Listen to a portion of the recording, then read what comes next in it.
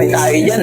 Yan ang sinasabi ko sa inyo, boss. May tamang terminal, doon kayo sumasakay sa Colorong. Eh, paano kaya yun, boss? Paano kaya makuha yung cellphone ko na yun? Kasi, pagkakalam ko kasi lahat ng mga dumadaan dito, makakatoda nyo eh. Yan kasi talagang mahirap, boss. Lalo pagka hindi tuloy na sakyan mo, yun nasakay ka lang sa mga dumadaan.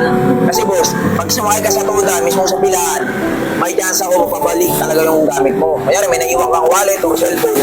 Tapos sa tuda ko sumakay, talagang alam mo kung saan mo hahanapin yung naiwan mong gamit. Kasi pag sumasakay ka lang sa mga nadaan, sa mga Colorong, kasi boss, hindi mo alam kung saan mo agilapin yan.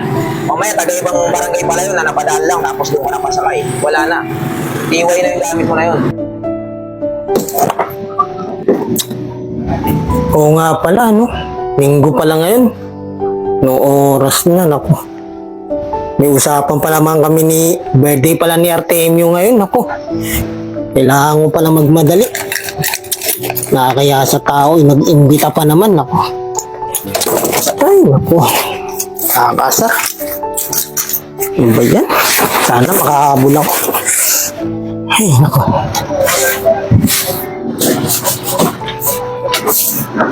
Teka nga, anong oras na?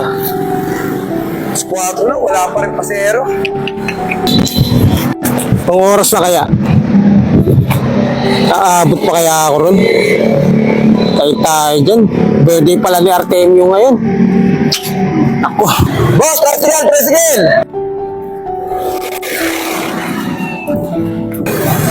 Tamang-tama.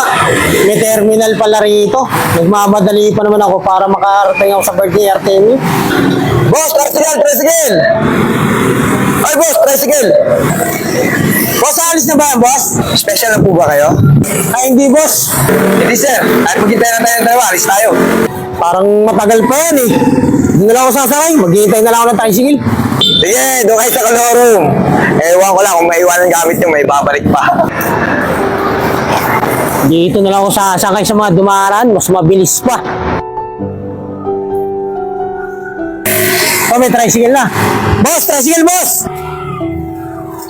Boss, tricycle! Oh, boss, lawa po.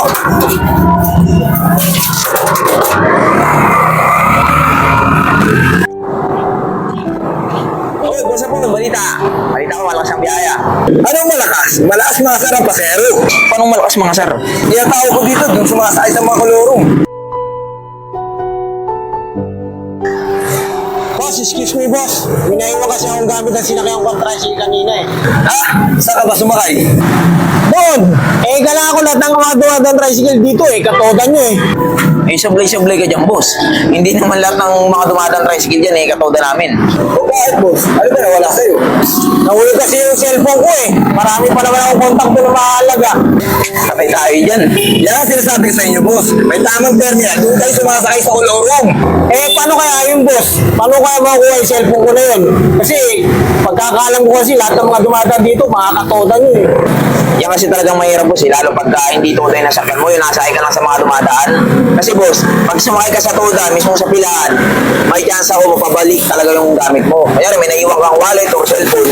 Tapos sa tuda ko sumakay, talagang alam mo kung saan mo hahanapin yung naiwan mong gamit. Kasi pag sumasakay ka lang sa mga nadaan, sa mga Colorong, kasi boss, hindi mo alam kung saan mo agilapin yan.